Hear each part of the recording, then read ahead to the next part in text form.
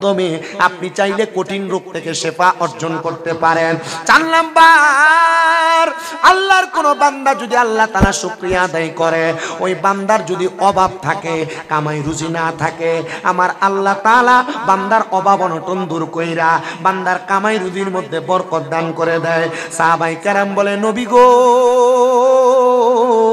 ও দয়ার নবী, মায়ার নবীজি, আপনার কাছে জানতে চাই, আপনি নবী বলেন না আল্লাহ তাআলা শুকরিয়া আদায় করলে আর কি কি লাভ হবে, আপনি বলেন না। নবী আমার বলে, উম্মত, আল্লাহ তাআলা শুকরিয়া আদায় করলে আমার আল্লাহ তাআলা বান্দারে ঈমানের সাথে মরণ দান করে, ঈমানের সাথে মরণ।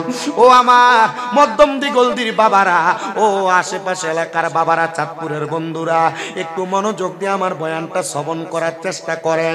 ঈমানের সাথে মরণ কোনটা জানো? দুনিয়াতে কত মানুষ তো মারা যায়, মারা যাওয়ার সময় বিছানার মধ্যে প্রস্রাব পায়খানা করে দেয়। কত মানুষ মারা যায়, মারা যাওয়ার সময় জিহ্বার মধ্যে কামড় দিয়া মারা যায়। কত মানুষ মারা যায়, মারা যাওয়ার সময় নাকে মুখে দিয়া রক্ত বাইর হইয়া মারা যায়। কত মানুষ মারা যায় চোখটি উল্টে দিয়া মারা যায়। এইটা ঈমানের সাথে মরণ না রে, মরণ না।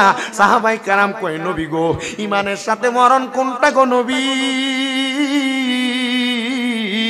এ পর্দার অন্তরালের মা, তুমি তোমার সাংসারিক জীবনে যেমনে চলো, এই আমার বয়স্ক বাবারা, যুবক ভাইরা, তুমি তোমার এই পারিবারিক জীবনে তোমার বন্ধু বান্ধবের সাথে চলাফেরা করা অবস্থায়, তোমার সাময়িক জীবনে যেইভাবে চলাফেরা করো, তোমার জীবনটারে তুমি যেমনে সাজাইছো, একবার চিন্তা করে দেখো, আল্লাহ তাআলা তোমার ঈমানের সাথে মরণ দিবনি।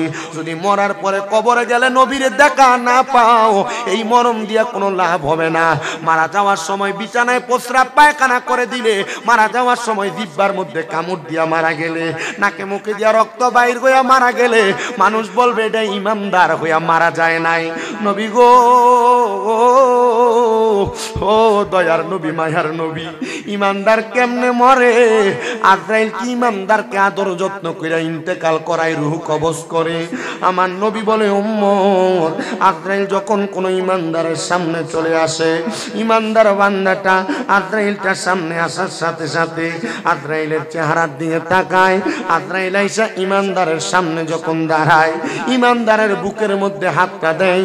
ইমানদারের বুকে হাতটা দিলে ইমানদারের রূহটা আজরাইল কবজ করতে পারে না।